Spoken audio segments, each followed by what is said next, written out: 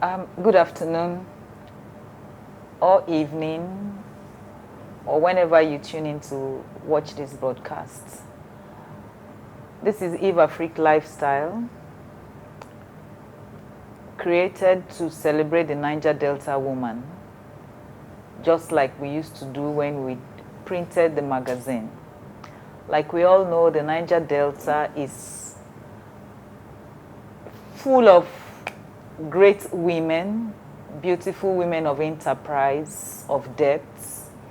And we had promised you that this year beginning, we were going to bring you loads and loads of these women. The remit is that their stories be an inspiring tool for the Niger Delta child and women all over Africa. And so it gives me great pleasure and joy. We've been looking forward to this day, and we thank God it's here already. We introduce Amiediki Georgewill. We know as Amiateli, and she remains Amiateli in our hearts. But well, so that the Georgewills do not fight with us, we are going to be referring to her as Amie Georgewill. Good afternoon, Amie. Good afternoon. Well, we've looked forward to this day, and it's finally here. I'm glad. You are one woman we've always admired from afar over time. And like we know, Eveafrique, our remit is to inspire the Niger Delta girl, most importantly. At the time we came on board, it looked as though we didn't have iconic women. But we have iconic women. And definitely. We began to do the search, and here we are. The spotlight is on you now. Can you share bits about yourself? We know you as KRAFT. Once we hear Amiediki, Amie is KRAFT, but okay. I know that there is so much more. Yes, indeed. Thank you very much, Ivy. My name is Amiediki. I like to add Emmanuel, my husband's name. Oh, sure. Emmanuel Georgewill, just for definite identity. Yes. And I'm 56 years old. Already? And yes, I am. And well, let me just take you a bit back to what I studied and all that. I went to Port Harcourt Primary School. The iconic Port Harcourt Primary School, when it was just, you know, a school, a handful of people, a lot of white children there, white teachers and all that. I went to Port Harcourt Primary School, and then I went to Federal Government Girls College at Buloma. Yes, for my secondary school, yes. And then I now went on to University of Jos to study English. I was actually supposed to go and study geography and planning, but I didn't pass maths. All of us. I don't know what it is with maths, but I just could not pass maths. And they used to look at me in awe in school because I would have A+ in every subject, but I would fail. And when I say fail, I fail maths woefully, you know. And then so I couldn't do my geography, so I did English, which was, for me, it was a walk in the park for me. And it was very interesting. And then I thought I was done with that, but then, I'll still take you a bit back. Even then, I've always been very interested in fashion. Even in secondary school, that was, anytime I'm being punished, you were asking me about my eyebrow. Yes, I would do my eyebrow in school. I would shave my eyebrow, I'll be punished. I will do it again, I'll be punished. But they still made me the social prefect too.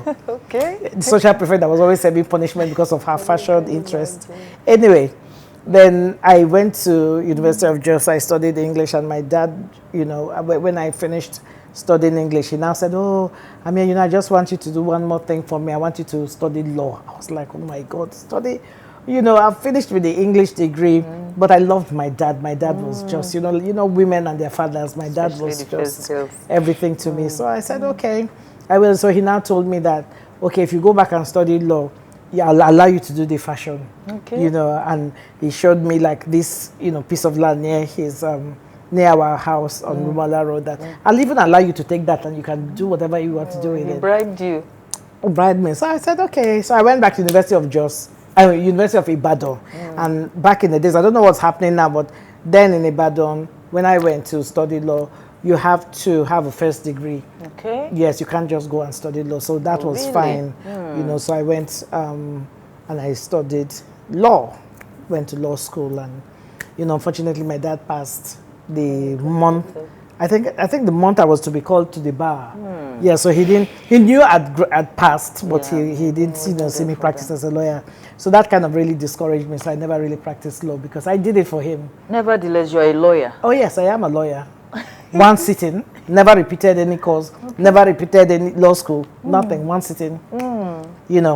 I'm not bragging, but when it comes to academics, I can be really good. Okay. Yes, except maths. so yes, and but I never practiced law. That's but okay. Then it comes in very handy because I mean, like, I know about documents. I know how to read between the lines. I know what to look out for, the red lines that will put you in trouble and all that. So that really helps me in whatever I do, my business dealings. Yes. So that is so much about me. So after University of Ibadan, then I, started in Lagos, with my fashion. I had a little small, I was in law school, I still had my small fashion house, the next street on Bornu Way in Yaba. Okay. I was living on Olono Day with some of my friends. So I had this little fashion thing going on, and I think I ran that for about 2 years or so, and then I met my husband, Emmanuel, and at that time, he was like, oh, maybe I should move to Lagos. When guys are chasing you, they'll say anything. He was like, maybe I'll come to live in Lagos with you and all that. I was like, you don't have to come to Lagos. I'll come to Port Harcourt, because for me, really, Port Harcourt was still home, and I don't want anybody, because I wasn't too sure whether I wanted to be married or not at that time. And I wasn't too sure that I wanted somebody to move to Lagos, and I'll say I won't marry you, then it'd be like, I came because of you. So I said, don't worry, you stay in Port Harcourt, I'll come down and let's see what happens. And then I came down to Port Harcourt, not really because of him. I met him around the time that they had the June 12th, that Babangida Abiola issue, and the whole country was... went home. Yes, everybody went home. We thought there was going to be a war. So that was when I met him. And, he used to come and go, and so I said, no, I'll come because of, so anyway, I was in Port Harcourt, and then, we decided to get married, and then we've been married for, this April will make it 28 years. You don't say. Yes. The whole 28 years. 28 years we've been married. Yes. That's a lot of time. Yes, it's a long, long time. So, so that's pretty much about my life. There's so much. In a nutshell. In this nutshell is in a quite... nutshell, The nutshell. And then, I did mention that I have 3 children. Okay. Yes, I have 3 lovely children. My first daughter is 23 years old. She's a biomedical engineer working in the US. Working already. She's working and earning salary, and very, very independent. My second daughter, Nimi, my first daughter is called Tamu Naimi. I named all my daughters. Yes. I don't speak fluent Kalabari, but I love Kalabari names, and I just like people to have Nigerian names, So I call her Tamnemi, like, which means there is God, yes. And because my first child was a stillbirth, so it took me like 5 years before I had her. So I just said there is God. So I had Tamnemi. Then 2 years after, I had Onimiten. Her name is Nimi. We call her Nimi. She's also in the US. And Onimiten is another strong statement. Yes, Onimiten, yes. Another strong statement. That is like, for me, her name just connotes like, he knows best. Oh, yes. And he knows best because for me, like the 5 years of not having children, and then I just have it back to back, like so yes, so that's Onimiten. So she's a public health, she's doing a master's in public health in Johns Hopkins University. You don't do Johns Hopkins? Oh yes, in the Johns Hopkins University. So she's I call her the Georgewill of the family, because she's a real go-getter. Even Tammy is a go-getter. I mean, she's 23 and so accomplished already. She doesn't like me talking too much about her, so I will leave it at that. I will leave it at that. Nimi is like me. She's, she'll say she's an introvert, but we have the same kind of, would I say, driven personality and fashion like me and all that, yes. Then after 5 years, I thought I was done. I was very happy with them. After 5 years, just for my old age, just to keep me going, I have Odein. Yes, and then you're Odein's mommy. Yes. That's your name everywhere. Yes, Odein. Okay. So Ode came along, you know, maybe 6 years after. I think that's the age gap between him and Nimi. And he's still in SS1 in Green Oak here. And yeah, so everybody knows him as mommy's, you know, like he's tied to me, he's always with me and everything. Yes, so that's about my children. Yes. Very warm intro and very inspiring.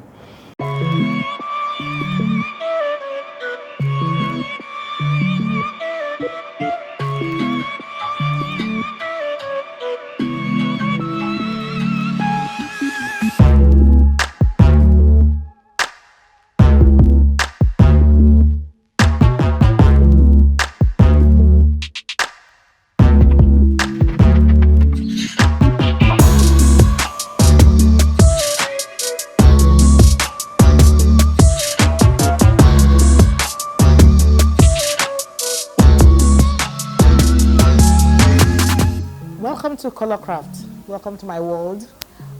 This is KRAFT on 25 Romola Road, and a shop that caters for everything. You don't have to have a huge pocket. You don't have to rob a bank. Downstairs we have mainly casual clothing, accessories. Upstairs we have more luxury. We have we cater for everybody. You can order your clothes that you want made specially for you. We also have imported clothes from US, Paris, Italy.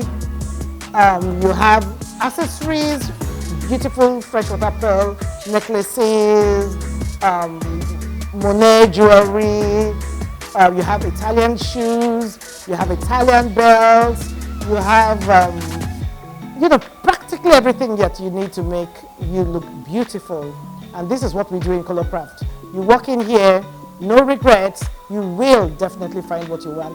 KRAFT is indeed the truth about style.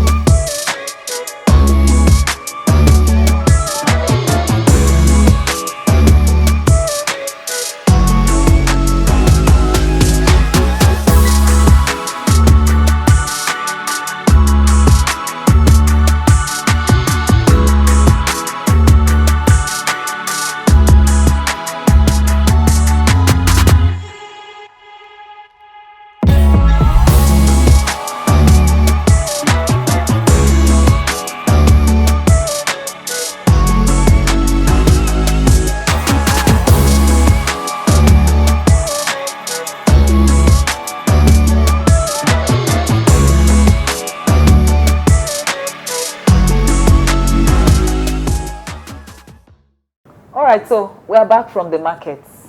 You know, we needed to pay some bills. Amie, so but why are you known as Odene's mom?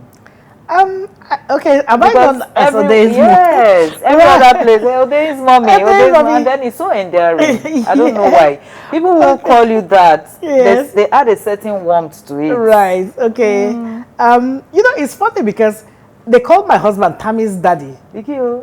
Yes, Tammy's daddy. Okay. And then, you know, it's nice to know that they call me Odene's mom. But that would make my middle daughter annoyed. Because, you know, the middle daughter syndrome, they always feel as if nobody pays attention. So I guess because Odene came so late in my life, you know, I mean, I was 41 when I had Odene. And, you know, everybody was like in total shock. I was as well, you know, and it was very interesting to have a child at that age when, you know, and so he was with me everywhere. Oh, no, he was with me everywhere. And somehow, you know, with my children, you know, my daughters, you know, when they were in Nigeria, you know, of course, primary school and all that, they were always with me, maybe because of the kind of business. They will be in my shop and they would be, you know, creating all sorts of hell, but they were always with me. But, you know, more so Odene, who, you know, his children, his sisters were in boarding. So Odene was always with me, and then he's a very warm, you know, he's a very warm child. So I guess everybody is like Odene, yes. So the time they spent with you, I mean, created enough bonding. Yes. There was enough time for you to impact values on them. What do you think? You think it's something that women should do normally? Or I think so, you know, but I don't want to judge too much because we're not judging, just guiding.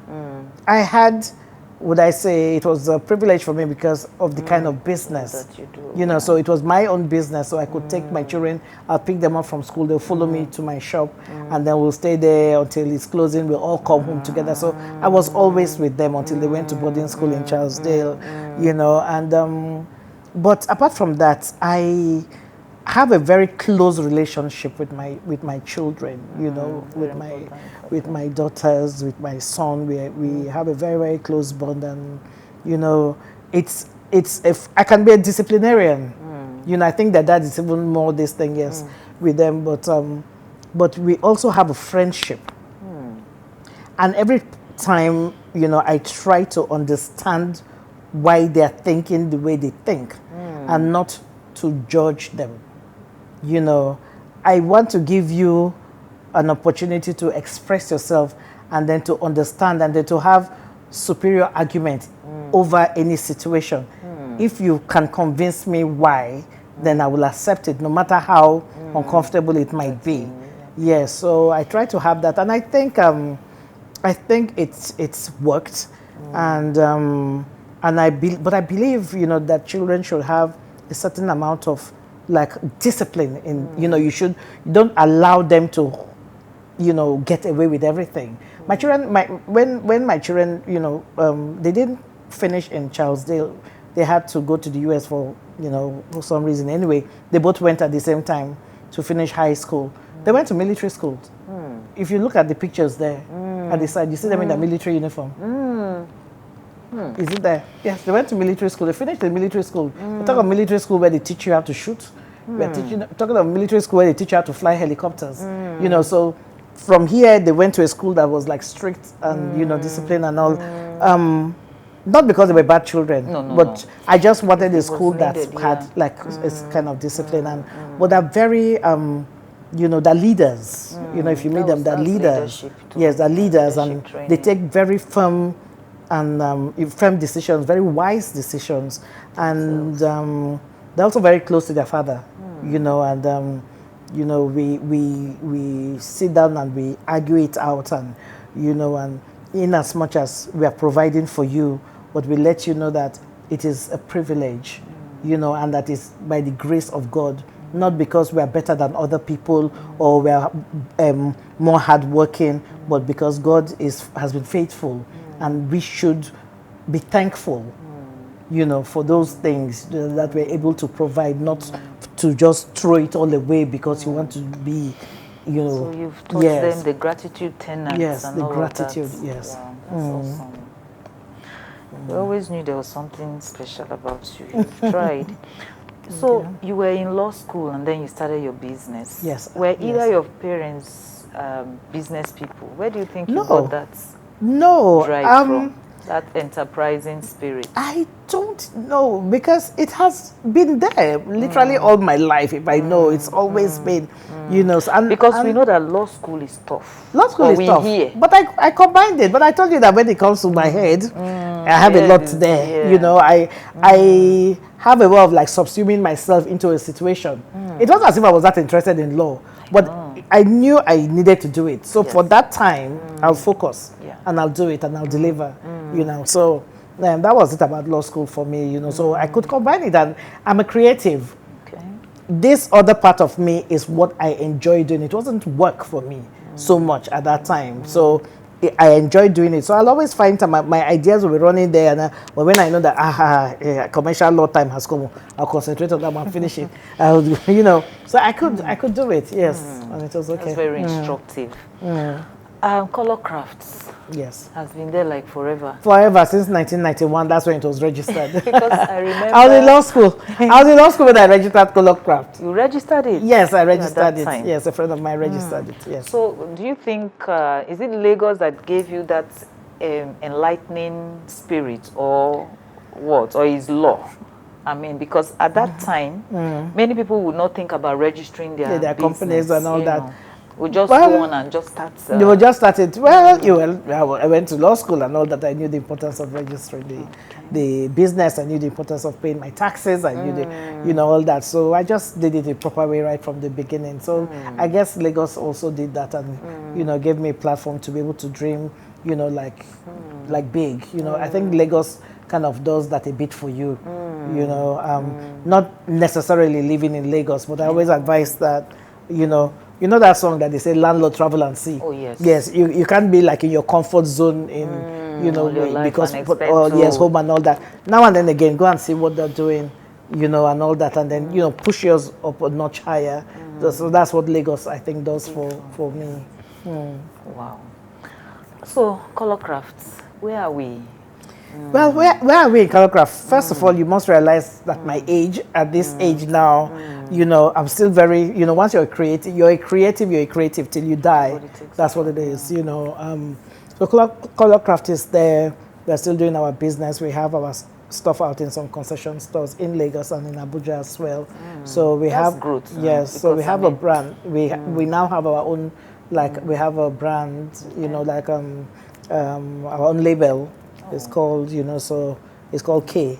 Okay. Yeah, so that brand goes out and all that, and then we also stock that in KRAFT as well, you know. If you walk to KRAFT, you probably would not even tell the difference between what I import and what we have, we are selling as our own label. And why am I doing that? Because, or why did I start that? Because, first of all, KRAFT started as that, as a label in Lagos, and then, you know, we have diverse people that come in.